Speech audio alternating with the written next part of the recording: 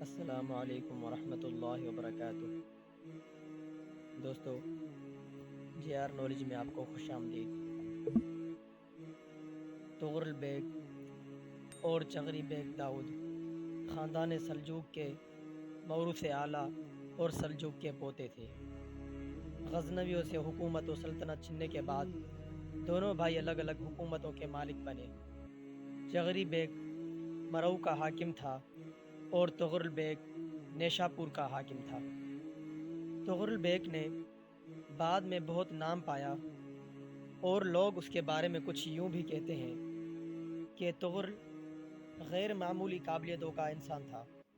اس نے جس کامیابی کے ساتھ سلجوکیوں کی رہنمائی کر کے غزنویوں کا تختہ الٹ دیا اور 26 سال کی مدت حکمرانی میں جس طرح تمام مشرق اوسط کو زیر و زبر کر کے ایک طاقتور سلطنت قائم کر دی، وہ اس کی سیاست و تدبیر اور جرت کی اعلیٰ مثال ہے۔ 5 سال کی مختصر مدت میں اس نے چغری بیگ داؤد کے ساتھ مل کر غزنویوں کو شکست دی اور حاصل شدہ ملک کو صرف خراسان کے صوبے پر مشتمل کیا۔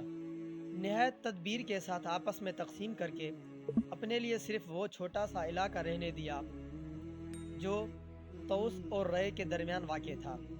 اس چھوٹے سے علاقے میں اس نے اپنی ذاتی سلطنت کی توسیع کا سلسلہ شروع کر دیا اور 24 سال کی مدت میں اس نے جرجان، طبرستان، آذربائیجان، آرمینیا، اصفہان اور کردستان، فارس، خوزستان اور عراق اور اسی طرح الجزیرہ کو فتح کیا، روم اور انجاز کی سلطنتوں کو نیچا دکھایا اور خلیفہ بغداد کی خدمت و حفاظت کا کام اپنے ہاتھ میں لے لیا۔ اسی طرح انہوں نے دنیا اسلام میں مرکزی حیثیت اختیار کر لی۔ فاتح اور عقل مند ہونے کے علاوہ وہ ایک انسان کی حیثیت سے اپنے اندر بہت سی خوبیاں رکھتا تھا۔ اس کی سیرت میں بردباری اور رازداری کی صفات بہت نمایاں تھی اور نماز کا بہت پابند تھا۔ اسی طرح پیر اور جمعرات کے روزے بھی رکھتا تھا۔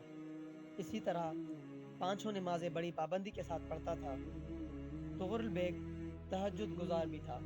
انہوں نے بڑی کثرت سے خیرات کی اور بہت سی مساجد بنائی۔